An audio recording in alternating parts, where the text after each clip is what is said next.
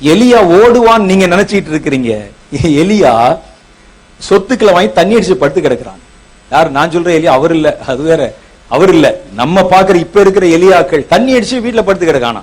மதுபான வெறி கொண்டவர்களும் பொல்லாதவர்களும் கிரிமினல்களும் தன்னுடைய குடும்பத்துக்கு சொத்து சேர்க்கிறவனும் உள்ளே பிரவேசித்து ஒரு 4 வாரத்தை தொடர்ச்சியா பேச தெரிஞ்ச போது அதை வச்சு ஜனங்களிடத்துல காணிக்கை பெற்று தங்கள் கைகளை வலுப்படுத்தி கொண்டிருக்கிற இந்த ஆளு எப்படி தேசத்தில் ஆகாபின் ரதத்தை முந்திக் கொண்டு ஓடுவான் என்று நீ நினைக்கிறாய்?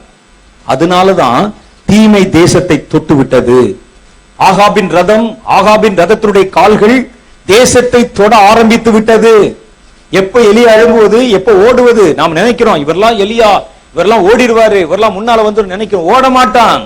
இவனுடைய கவனம், இவனுடைய ஈர்ப்பு, இவனுடைய ஆசை, இவனுடைய அபிலாஷை எல்லாமே பணத்தின் மேல இருக்கிறது. தன் வார்த்தையை கேட்கிறவருடைய பணத்தை எப்படி சுரண்டலாம் இருக்கு. இவன் எப்படி ஓடுவான்?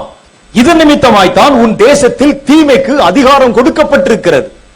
என் நாமம் தரிக்கப்பட்ட என் ஜனங்கள் நிர்விசாரத்திலே புலம்பி நித்திரை மயக்கமாய் கிடக்கும் பொழுது உன் தேசம் பாலும் தீதுமாய் மாறி போகும்.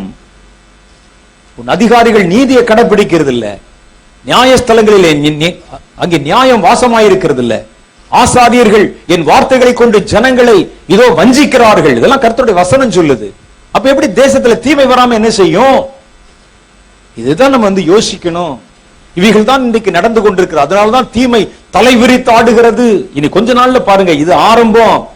இனி ஒருவரும் எதிர்பேச முடியாதபடிக்கு இந்த தேசத்தில் ஆளுமை செய்கிறவர்கள் உங்களை இருப்பு கோலினால் ஆளுமை செய்வாங்க. எவனும் கேட்க முடியாது. சர்ச்சை இழுத்து மூடுவான், கேட்க முடியாது. கிறிஸ்தவர்களை நடு தெருவில் வச்சு அடிப்பான், கேட்க முடியாது. உத்தரப்பிரதேசத்தில் நடக்குது.